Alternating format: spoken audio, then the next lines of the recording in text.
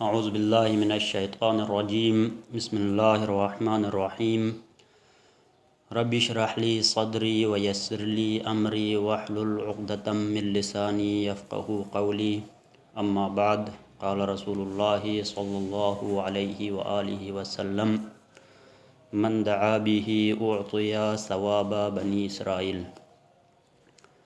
ماہ مبارک رمضان کے 90 دن کی دعا کے بارے میں رسول اللہ صلی اللہ علیہ وآلہ وسلم کا فرمان ہے، من دعا به اعطی ثواب بنی اسرائیل، جو بھی شخص ماہ مبارک رمضان کے 90 دن جو دعا پڑھے گا اس کو اللہ تبارک و تعالی بنی اسرائیل کے عبادات کے ثواب عطا کرے گا۔ جتنا ثواب پورے بنی اسرائیل کی عبادت کا ہے وہ اللہ تبارک و تعالیٰ اس شخص کو عطا کرے گا جو شخص ماہ مبارک کے رمضان کے 90 دن کی دعا کو پڑھے گا۔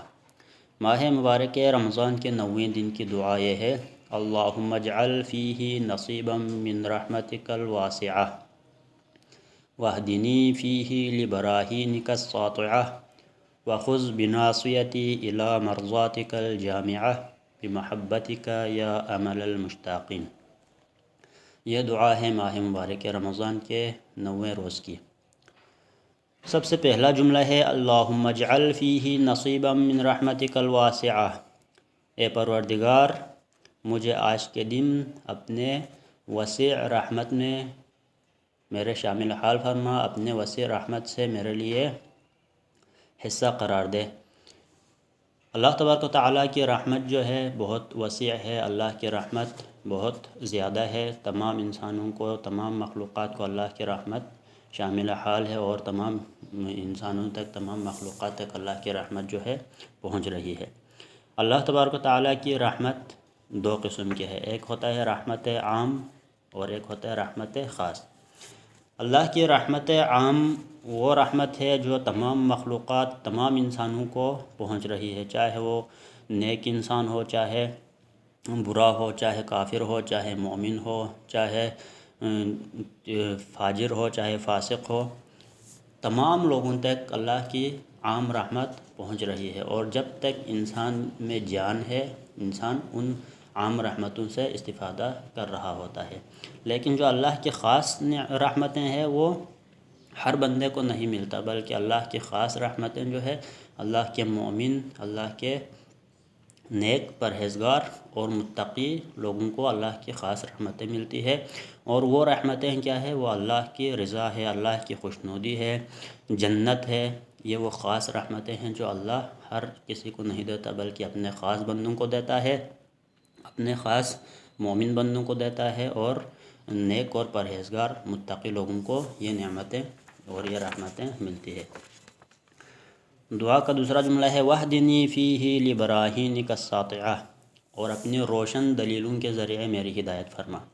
اللہ تبارک و تعالیٰ نے ہدایت کی دلیلیں اور ہدایت کے لیے رہنمائی انسان کے لیے قرار دیا ہے، اور جب انسان اللہ کی واضح اور روشن دلیلوں کے ذریعے ہدایت پاتا ہے تو اس شخص کا گمراہ ہونا، دوبارہ راہ مستقیم سے ہٹنا یہ محال ہو جاتا ہے، اور وہ انسان ہمیشہ اللہ کی ہدایت پر قائم رہتا ہے۔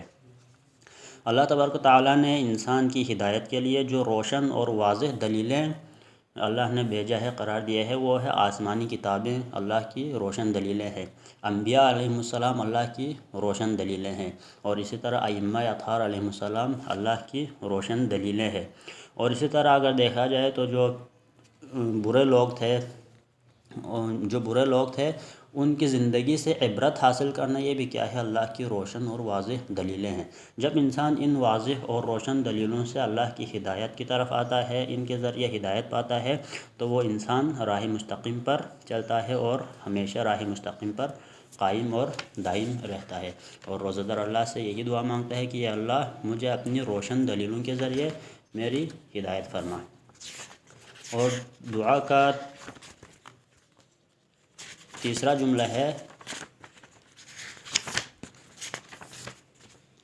وَخُذْ بِنَاصِیَتِی اِلیٰ مَرْضَاتِکَ الْجَامِعَةِ، اور اے پروردگار میری پیشانی کا رخ اپنی تمام خوشنودیوں کی طرف موڑ دے۔ اللہ تبارک و تعالیٰ سے یہ دعا کرتے ہیں روزہ دار کی میرے چہرے کو، میرا رخ کو اپنی خوشنودی کی طرف موڑ دے۔ اللہ کی خوشنودی، اللہ کی رضا وہ چیز ہے جہاں تک پہنچنا انسان کا جو ہے مقصد ہوتا ہے۔ اور دعا کا چوتھا جملہ ہے بمحبتک یا عمل المشتاقین، اپنی محبت کے ذریعے اے مشتاقین کی آرزو۔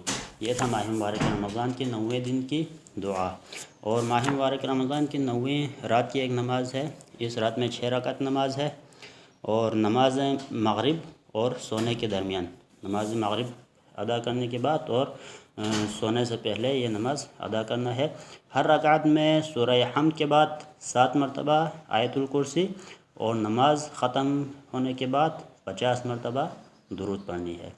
آخر میں اللہ تبارک و تعالیٰ سے دعا ہے کہ اے اللہ ہم سب کو ماہ مبارک رمضان میں اپنی عبادت اور بندگی کرنے کی توفیق عطا فرما۔ والسلام علیکم ورحمۃ اللہ وبرکاتہ۔